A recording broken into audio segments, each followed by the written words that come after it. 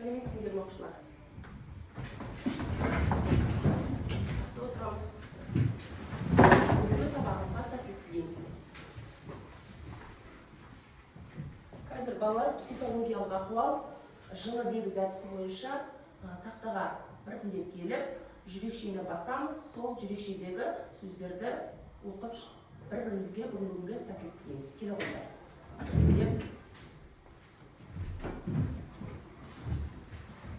Сен мықтысың, тек аға. Жақсы. Білім жолында әрқашан жарқырай бер. Жақсы. Үлкен жетістік кішкентай қадамдардан басталады. Достарды қатты шығарыңдар. Достарды.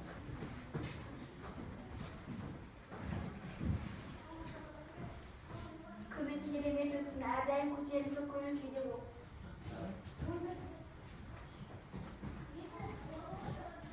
Қателесу үйренудің ең жақсы жолы. Кішкентай қадамдар үлкен жетістікке жете берсін. Жақсы, келесі. Қателесуді қалыпқа болар үйрену.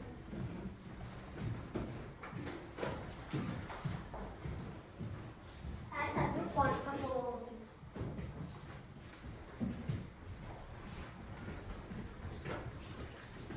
Бүгінгі табылсын, ертеңгі табысын. Жақсы, достарды шығарыңдар. Келесі.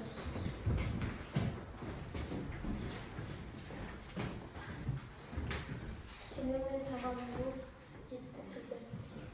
Жақсы.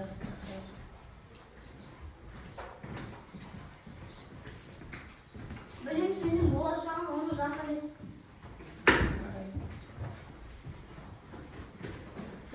Дәржан. Арманнан ешқашан бас тартпа. Дәржан келе бер. Гүлсара келе бер. Кет келе бер. Осыша. Келе бердір. Айша келе бер.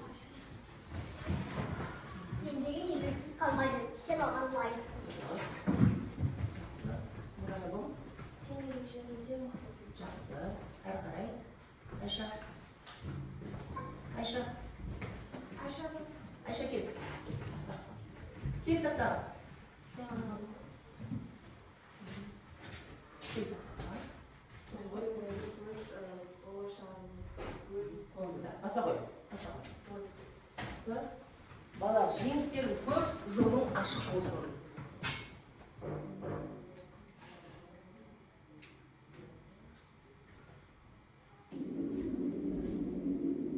Жақсы, сонымен бүгінгі күнге сендерге сәттілік тілеймін.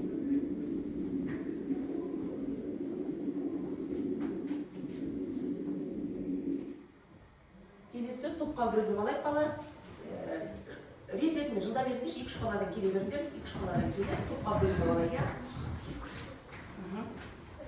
Сол қалай бөлінеміз, сол бойынша. Мына жаққа денсаулық, айтайын, мына жаққа ғаламтор, мына жаққа компьютер отырады. Денсаулықтан бірінші парта, екінші партаға ғаламтор, үшінші партаға компьютер тобы балар отырады. Бірінші топ денсаулық, екінші топ ғаламтор, үшінші топ компьютер тобы балар отырады.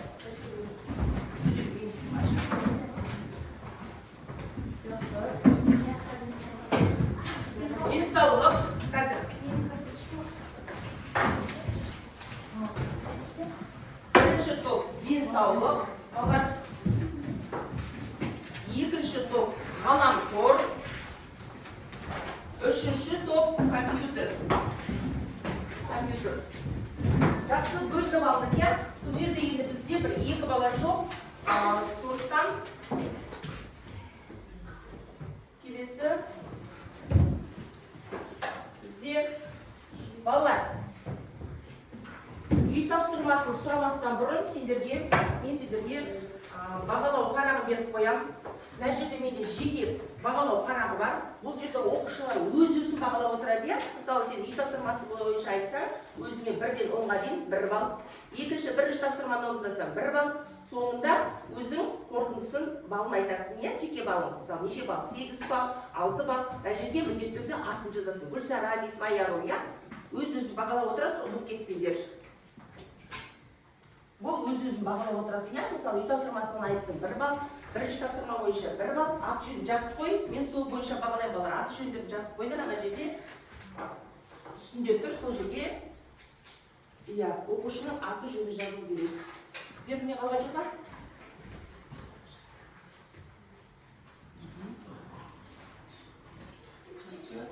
Сіздерде үшеу болып кетті ма? Мына жерге біреу қосылса, өйткені, иә? Мына жерге 1 бала қосылайды, иә? 1 бала.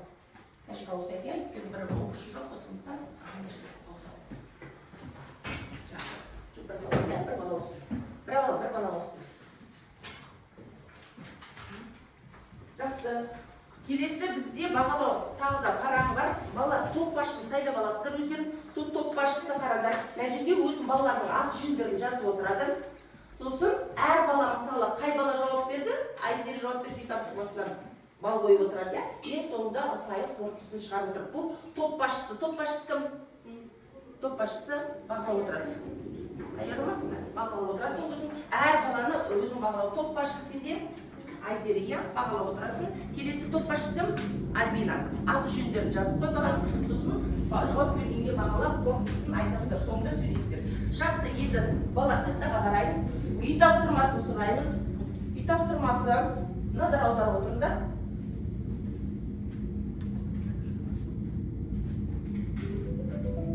Енді бұл жерде балалар біз дұрыс жауаптарын белгілеуіміз керек.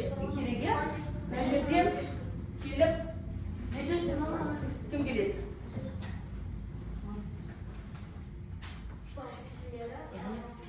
Қолыңа ала қой.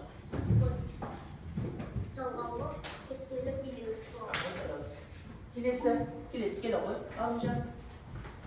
Қайсысы? Айта қой. Дегеніміз дұрыс сөзді сөйлеме байланыстырады. Альбина келе ғой. Қайсысы? Неге? Дұрыс, соң кейін, дейін, ол септеулі шымал дейді. Айқын келе ғой. Қайсысы сүйкі? Айырмашылық қайсы ол? Қайсы болады? Дұрыс, шылазы толық лексикалық мағынасы болмайды. Келесі, шылаулар қалай жазылады? Бөлек жазылады. Сонымен шылау дегеніміз, ол білесіздер, сөзбен сөйлемді байланыстырады. Шылаулар бөлек жазылады. Олардың лексикалық мағынасы болмайды, сөйлемішкесіне талданбайды. Бұл жерде дейін, соң кейін дейінде ол септеулік шылау болады. Жақсы. Сонымен тексереміз. Жақсы. Бізде жауап берген оқушыларды мен бағалау. Сендер бағалап отырыңдар. Топ басшысы өздерін бағалап отыр. Жаңа бізде кім шықты? Альбина. Альбинаға қоям. Гүлсара. Ғалымжан. Одан кейін Дидар. Айқын, я?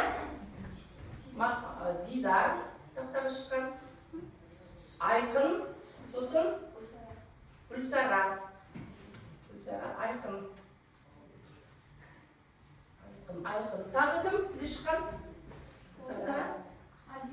Альбина. Гүлсара. Ғалымжан. Айқын. Дидар, я? Дидар. Дидарды белгіледім. Тағы біреу. Бізде? Альбина. Тағы да бір оқушы. Мен? Белгіледім. Альбина. Альбина. Дұрыс өте. Енді топ басшысы өзі белгілеп отырсын. Белгілеп отыр ма? Әркім өз-өзін бағалап отырсын. Аты жөндерін жазып. Жақсы. Онда келесі балалар.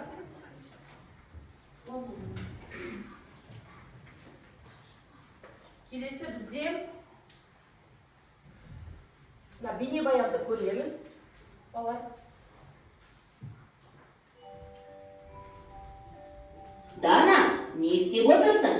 Ғаламторда отырмын. Ғаламторда уақытты көп өткізуге болмайды. Анам тек пайдалы ақпарат алу үшін ғана қосылу қажет деп айтып еді ғой. Иә, бірақ аз уақыт мультфильм қарауға да болар деген. Уақытты ғаламторда өткізгеннен гөрі далада таза ауада жаттығу жасап, денені сергіткен дұрыс деп ойлаймын. Неліктен ғаламторда отырып уақыт өткізуге болмайды? Адам уақытын өз денсаулығын күтуге, рухани жан дүниесін байытуға арнау керек. Уақытты босқа өткізу ең ауыр өкініш. Кейін өкініп қалуым мүмкін. Өйткені уақытты қайтару мүмкін емес. Қазір өмір өмірді ғаламторсыз елестету қиын. Ғаламтордың пайдасы өте көп. Кітапханаға барып, том-том кітапты қопармай-ақ, оны ғаламтордан да табуға болады. Сонымен қатар, уақытты үнемдеу үшін коммуналдық төлемдер мен ақша аударымдарын ұзын сонар кезекте тұрмай, үйде отырып, ғаламтор арқылы төлеуге болады. Әрине, бұл сөзіңмен келісемін. Пайдалы тұстары сан алуан. Дегенмен, зиянды жағын да ескеру керек. Қаншама жасөспірім ғаламтор ойындарынан шыға алмай жүр. Одан бөлек, компьютерді шамадан тыс пайдаланса, зиянды сәулелерге ұшырау қаупі бар. Мен бәрін түсініп тұрмын. Сенікі де дұрыс. Менің ғаламторда отырғаныма біраз болды. Денемді сергітіп, жаттығу жасағым келіп тұр. Бірге жаттығу жасайықшы. Жарай, өте жақсы.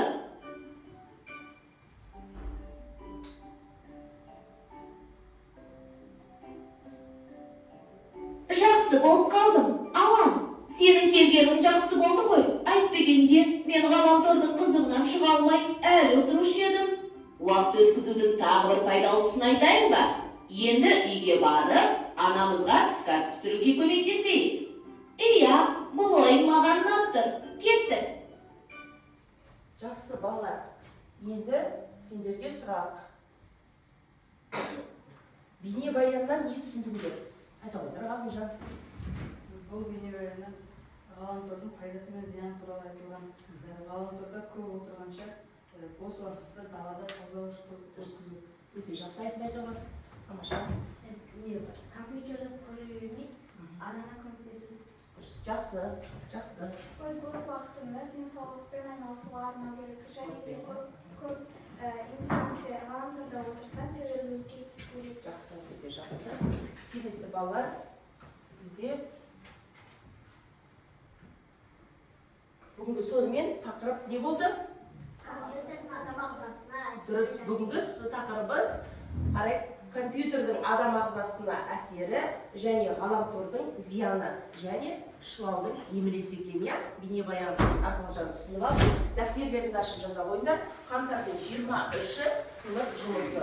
Бүгінгі сабақтың тақырыбы компьютердің адам ағзасына әсері және ғаламтордың зияны, шылаудың емлесі.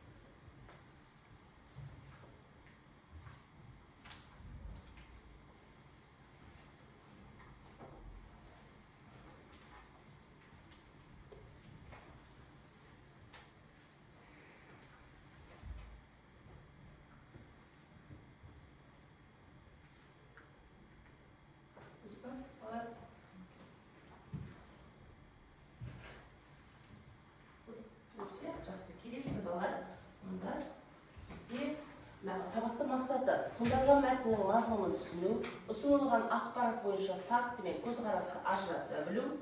Факті дегенді білеміз ғой, мысалы ақпараттар, негізгі ақпараттар, я мысалы компьютердан біз қандай не аламыз, мәлімет аламыз дейміз. Ал көзқарас, оның қандай әсері болады, ол өзіңнің ойыңды айтасың соның. Енді келесі шылау түрлерін ажырата білу, орынды қолдану. Бүгінгі сабақтың мақсаты.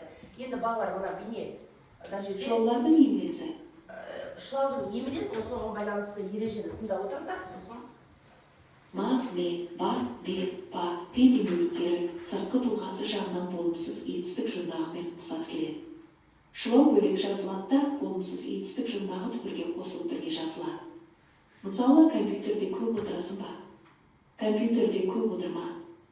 Кейде бұл шылау ма, м, б бүтіріне өзгеріп, түбір сөзге қосылып, жіктік жалғауының алдына жазылады. Мысалы, әлеуметтік желіге жиі кіресіз бе? Әлеуметтік желіге жиі кіремісіз? Ақ ау, ай, мыс, міс, ді демеуліктері дефис арқылы жазылады. Мысалы, үйде отырып ақ көп мәлімет аласың. Күннің суығын-ай, ертеде бір балықшы болыптымыз. Бұл жерде бұрын компьютер клубы болғанда тағы басқа мысалдар келтіруге болады. Жақсы. Енді балалар, Шылауларды не? біз өткен сабақта шылаулар өткенбіз, енді шылаудың емелесі сонымен. Шылаулар қалай жазылады екен? Бөлек жазылады, иә. Жаңа қандай шылауларды атап айтты? Маме, бабе, папе, олар бөлек жазылады. Бірақ ол болымсыз етістіктің жұрнағы ұқсайды. Болымсыз етістіктің жұрнағы да маме, бабе, папе, бірақ айырмашылығы олардың бірге жазады. Мысалы, сен компьютерді көп отырма десе, ол болымсыз етістіктің жұрнағы, иә, бұйрық түрінде айтылады. Ал сұраулық жаңағы шылаудікі маме, бабе, папе бөлек жазылады. Сосын жаңағы айтып отыр М, Б, Б жікте жалғауының алдына жазылып, ол да өзгеріп айтылады, иә. Енді келесі бір ерекшелік тағы да дефис арқылы жазылатын шылаулар бар деді. Олар қайсы? Д, сосын ау, ақ, ай, мыс. Мысалы, баяғыда бір қария болыпты мыс дегеннің алдына дефис, иә. Ол ертегі айтқанды жоқ. Келесі, мысалы, қарағым ау, иә десе қарағым ау дегенде қайсысы? Бұл жерде ау деген демеулік шылау болады, иә? Жақсы. Ма, ме. Ба, бе, ба, деп.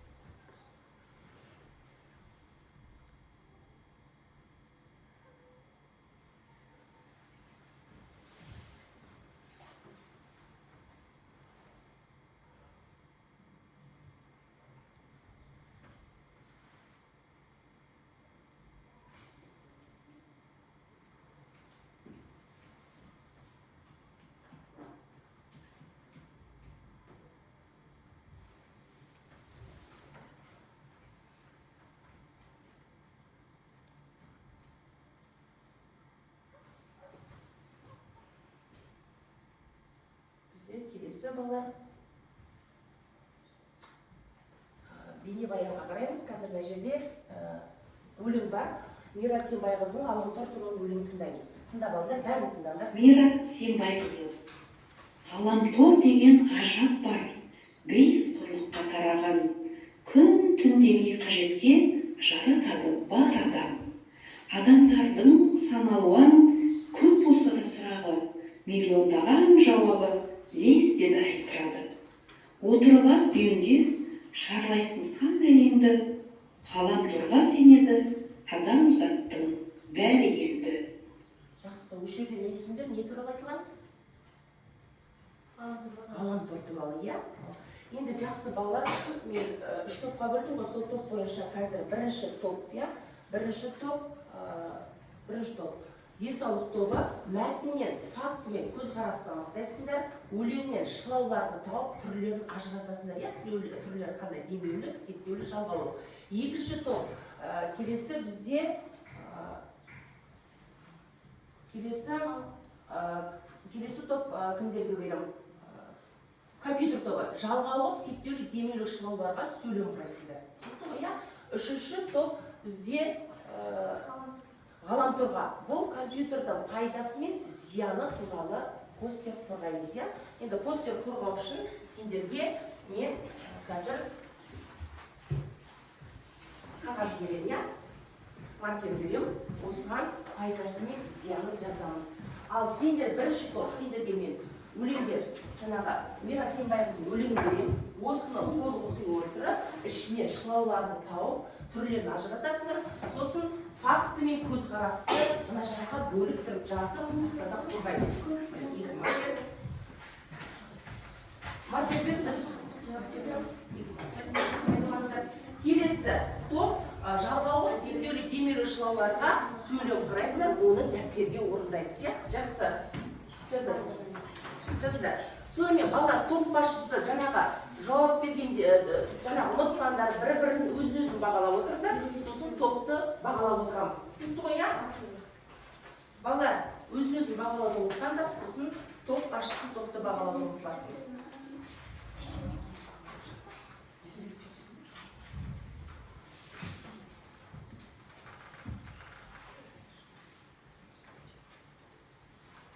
Уақыт.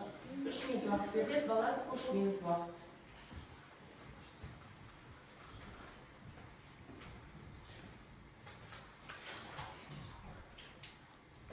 Жылдамырақ жазамыз.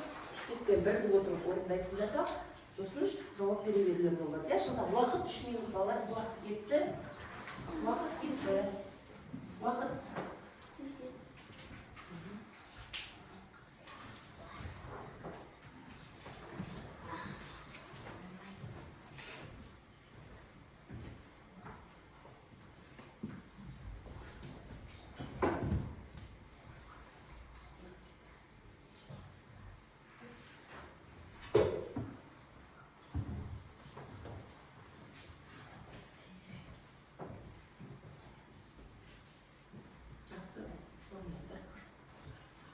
Шалғаларға сөйлем құрайсың, де, демеулік, септеулік, шалғалар.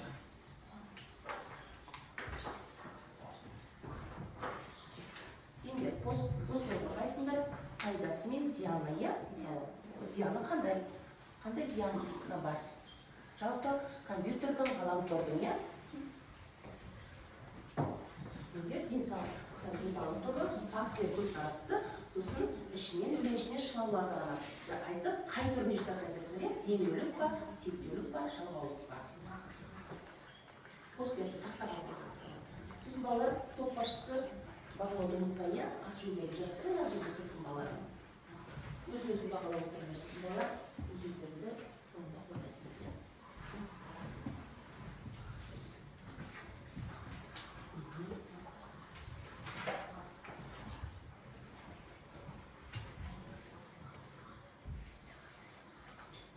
Басшысы бағалап отыр, иә, жердеріңізге дұрыс.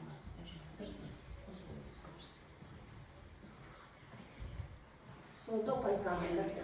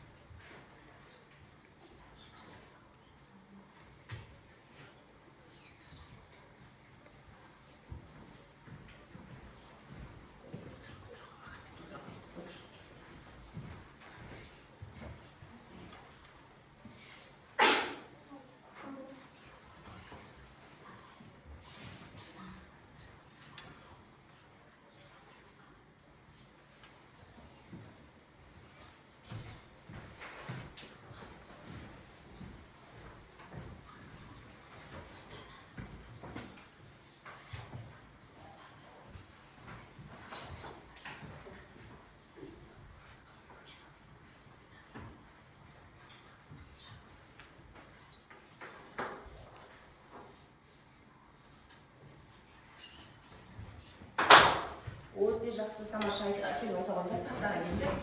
Қорғаймыз.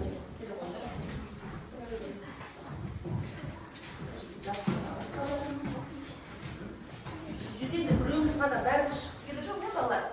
Бір-екеуміз ғана шықсақ болады. Ақылдасып біреуіміз ғана шығайық.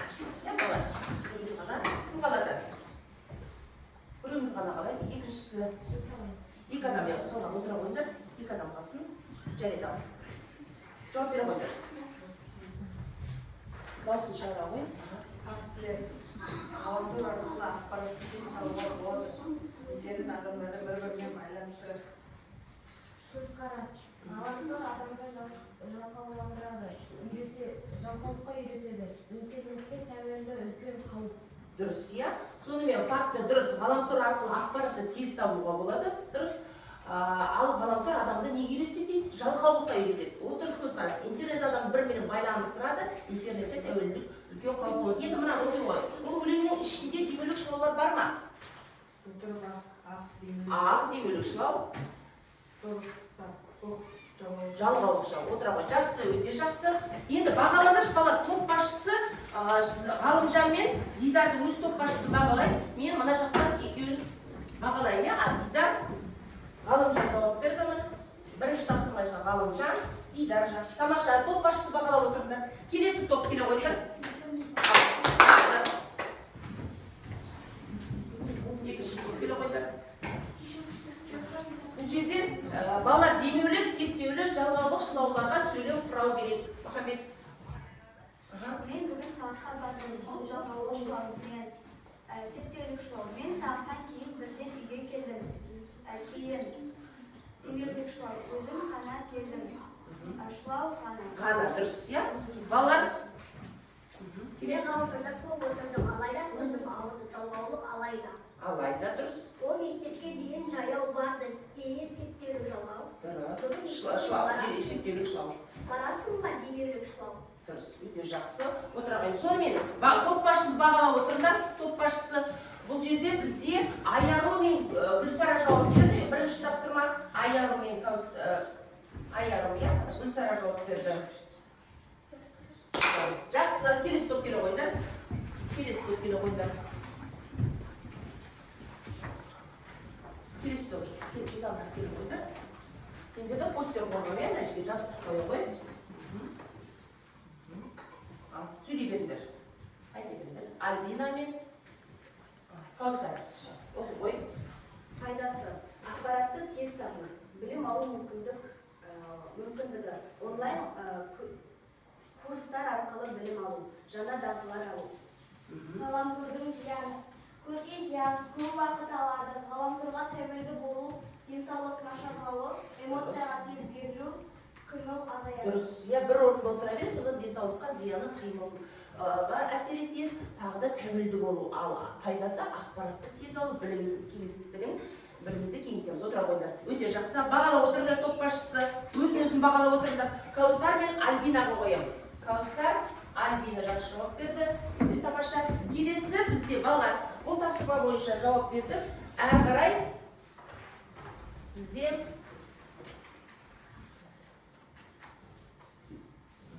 келесі бізде екінші тапсырма. Бір ғаламтор дос па жау ма? Осы жерде нені көріп тұрмыз балалар сұрақтың өзінде? Дос па жау ма? Ма деген. Бұл немене жаңа ғана айтқан сұраулық, шылаулық, иә? 5 сөйлем жазасыздар, шағын пікір жазу керек. Ғаламтор дос па, қас па, дәптерлеріңізге жазамыз. Бұл екінші тапсырма свод талдау. Свод талдауды мен берем. Денсаулық топ алыңдар. Қазір мен сендерге қағаздар табам. Екінші жағдаяттық тапсырма. Жағдаяттық тапсырманы келесі топ аламыз. Бізде қай топ бізде? Ғаламтор тобы. Ал компьютер тобы сендер ғаламтор дос па, қас па, 5 сөйлем жазамыз. Түсінікті ғой, иә? Қазір мен свод талдауы бойынша сендерге мынаған жазамыз. Ал қалғандарымыз дәптерге орындаймыз. Түсінікті ғой, иә? Жағдаяттық тапсырма, иә? Жағдаяттық тапсырма бұл жерде қандай кеңес берер едіңдер? Уақыт ал кетті. Жылдамырақ болады. Балалар 2 минуттай уақыт. Уақыт көп алмаймыз, балалар. 2 минут. Бастаймыз. Топ басшысы бағалап отырмыз ба? Топ басшысы өзін бағалап отырмыз ба? Әркім өзіне белгі қойып отырсын. Әр тапсырма бойынша бағалап отырсын. Соңында балыңды шығарып бересіздер, иә?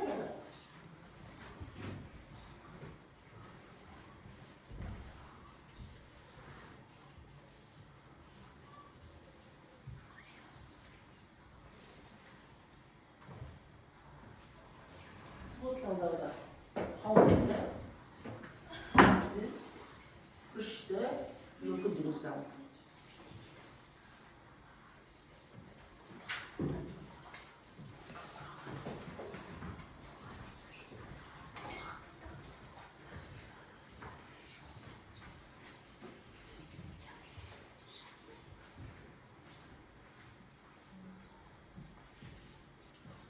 Болсаңдар, келіп жауап бере берейік.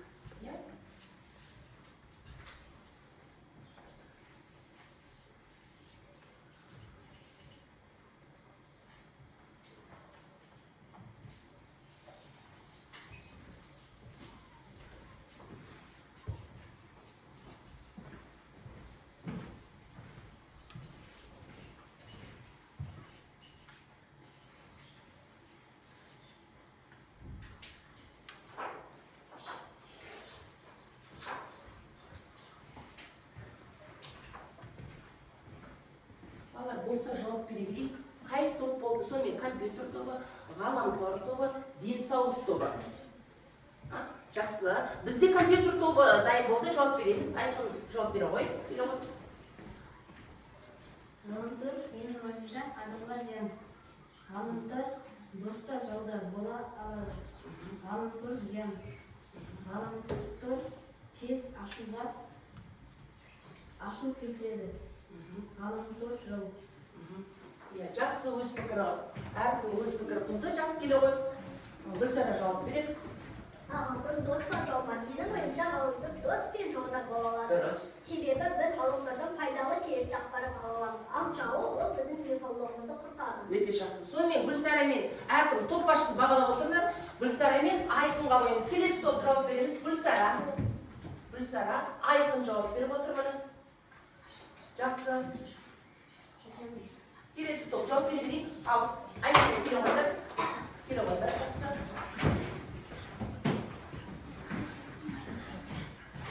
Жауап берейік.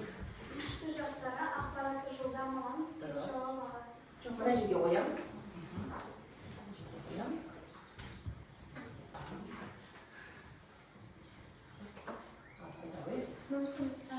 Күшті жақтары ақпаратты жылдам әрі тез аламыз. Мүмкіндіктер уақытты тиімді пайдалануға үйретеді. Онлайн курс, сабақ, іс-шараларға қатысуға болады. Архивтегі көз көру қабілетін нашарлауға үйретеді. Қауіп-қатері интернетке тәуелділік Өте жақсы. Зиянды ақпараттар да болады. Ал өте жақсы. Топ басшылары өзін-өзі бағалап отырыңдар. Келе қойдар келесі топ. Сонымен бізде Сымбат жақсы жауап берді. Сосын Айзере жауап берді. Ал келе қойдар кезін уақыт. Мен ғаламторымыз. Мен досыма айтар едім. Досым ғаламтордан көріп отырма, өзіне зиян деп айтар едім. Жақсы. Келе қой, Альбина.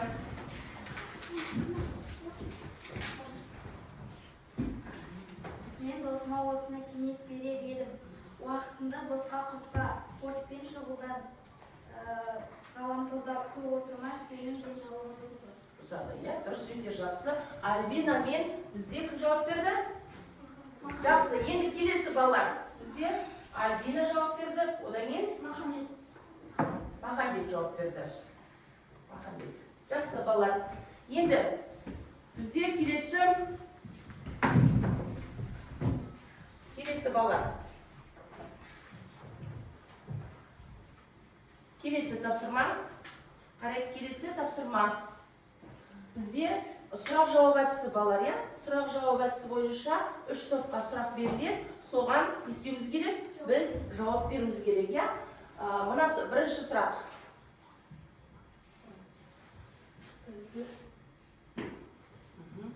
Қазір бірінші сұрақ. Бұл сұрақты мен денсаулық тобына қоям. Өз күн тәртібіңді талдап көр. Келесі топ ғаламтор тобына, үшіншісі компьютер тобына дайындалыңдар. Бұл жерде ойланбаймыз, жылдам жауап бере саламыз, ешқандай жазбаймыз. Иә, ауызша жауап бере беруге болады. Айта ғой. Ғаламтор тәуелді адам өз жүйесіне қалай әсер етеді? Иә, осы сұраққа жауап бере ғой. Толық жауап бере ғой. Тез эмоцияға беріледі. Тез эмоцияға беріледі.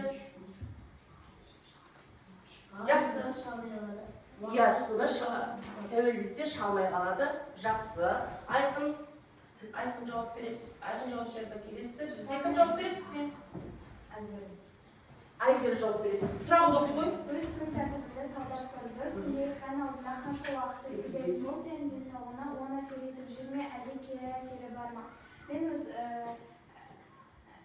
экран алдында 4-5 сағат отырамын.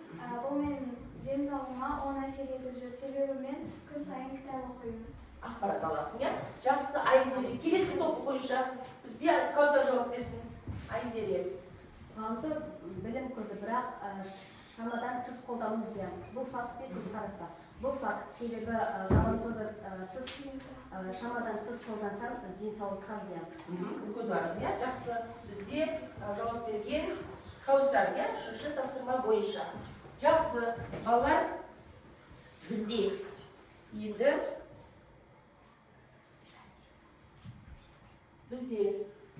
жауап беруіміз керек, балалар. осы сабақ бойынша маған түсінікті болса, маған барлығы түсінікті белгілейміз.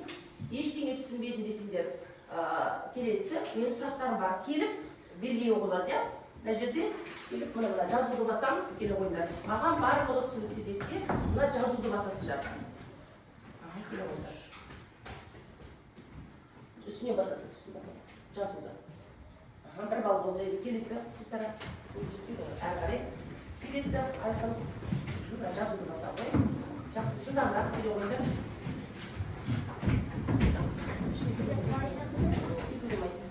Жақсы, ретпен. Жақсы. Жақсы.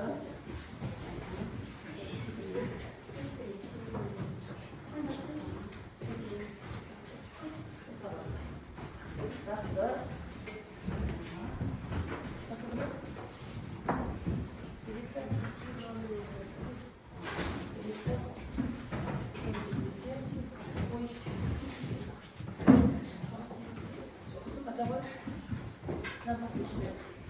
Жақсы. Сонымен жақсы. Енді келесі бізде балалар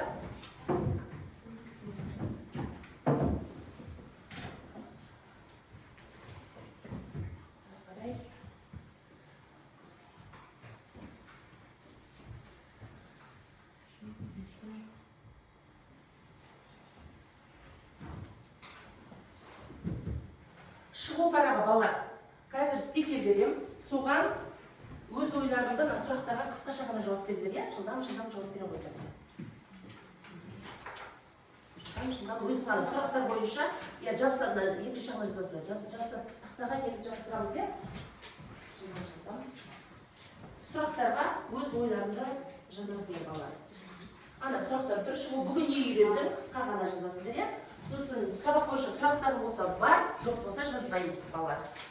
Қандай мәселеге назар аудару керек, ол ойларың болсын жазасыздар, егер жазатын болмаса жазбаймыз, иә, жылдамырақ.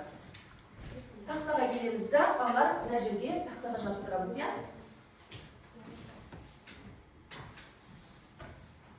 Жазыңдар. Толық жазып шыға қойыңдар. Толық жазып шығыңдар. Сұрақты мына бірінші осы сабақ бойынша бүгін не үйрендім жазыңдар, иә? Не үйренгендеріңді. Одан кейін сабақ бойынша сұрақтар болса жазамыз. Келесі сабақта қандай мәселеге баса назар аудару керек, оны да ойларың болса айтамыз. Тақтаға жабыстыра береміз мына жерде. Өте жақсы. Өте жақсы, тамаша, бала.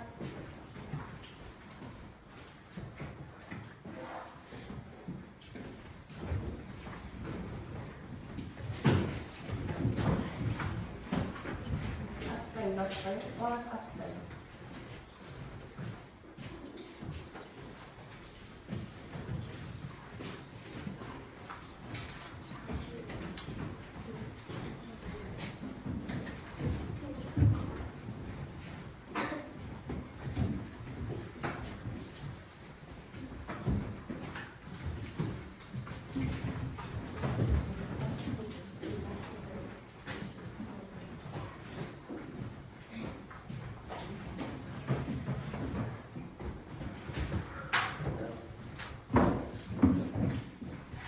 Балалар шығу параға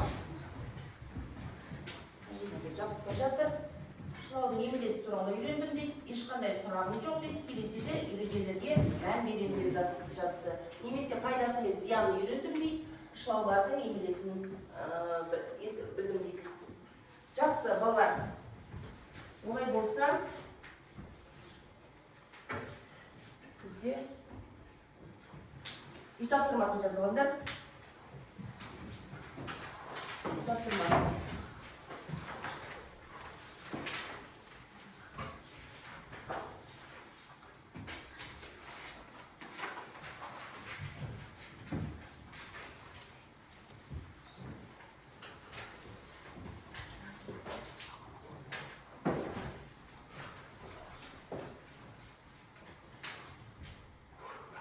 Жазып алдық па?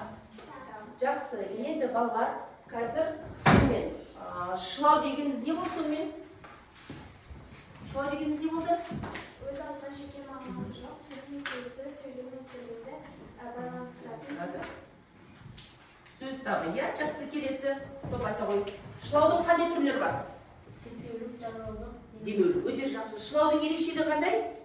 Ол бөлек. Дұрыс, бөлек жазылады. Мысал келтіріңдерші, септеулік шылауларға, демеулік шылауларға сөйлем келтірейікші бір-бірден. Мен бұл тапсырманы ғана орындадым. Мен бұл тапсырманы ғана орындадым. Бұл жерде қайсы? Шылау болып тұрған? Ғана, дұрыс. Қай септіктік еді? Ғана деген дұрыс, демеулік. Келесі сөйлем мысал келтіре қой. Дүкенге дейін ғана бардым. Дүкенге дейін. Бұл жерде қайсы? Шылау қайсы? Жалғаушы дейін. Бұл қайсы септік жалғаушы дейін деген? Септеулік, е? Жақсы, келесі? Асан мен Үсен келді. Мен жалғау. Жалғаушылар, өте жақсы. Одан кейін үйге бардым. Ага, сабақты үйге. Жақсы, енді мен бағалайын балалар. Үй тапсырмасы бойынша балалар қазір топ басшылары өздері бағалайды. Өзін бағалауды айтып шығасыздар. Мен өзім бағамды айтып шығайын. Бұл жерде қарап отырсыздар, бізде бағалау үй тапсырмасы бірінші тапсырма, екінші, үшінші тапсырма. Сол бойынша мұны бағалау айқын. Үй тапсырмасы бойынша да, екінші тапсырма бойынша, үшінші тапсырма бойынша жауап берді. Өте жақсы. Мен бұл балаға жақсы 8 деген бал қоямын, иә? Жақсы. Айқынға. Жақсы. Келесі бізде Гүлсара болды да 3 тапсырма бойынша жауап берді. Сосын қосымша сұрақтарға жауап беріп отырды, иә? 9 деген бал қоямын. Гүлсара. Келесі бізде Ғалымжан жауап берді 2 сұраққа, тағы да қосымша сұрақтарға жауап берді. Мен 8 деген бал қоямын, иә? Жоқ, белсенді жауап берді, тағы да жаңа сұрақтарға сөйлеп 9 деген бал қоямын. Жақсы. Келесі бізде Махамбет 1 сұраққа жауап берді. Жалпы мен 7 деген бал қоямын, иә? Қосымша сабақтарға жауап беріп отырды. Жақсы. Одан кейін жауап берген Дидар жауап берді, Айзере, өте жақсы жауап берген Альбина. Бұл жерде Альбинаға жақсы 9 деген бал қоямын. Дидар 7 бал, Айзереге 9 бал қоямын. Жауап берген Каусарға 9 бал, Сымбатқа 7 бал қоямын. Енді өз-өзін топ мүшесі бағалай қойшы. Топ мүшесі, айта ғана топ бойынша. Ғалымжан бірінші тапсырмаға 10 бал. Үй тапсырмасына 10 бал, бірінші тапсырмаға 8 бал, Дидар 9 бал, тапсырмасына бірінші тапсырмаға. Жақсы, екінші топ. Екінші топ. Үй тапсырмасы 10 бал, бірінші тапсырма 10 бал. Жалпы бір балын айта сал. Кім? Альбина, неше бал? 10 бал, жақсы. Тағы да бар ма? Келесі топ.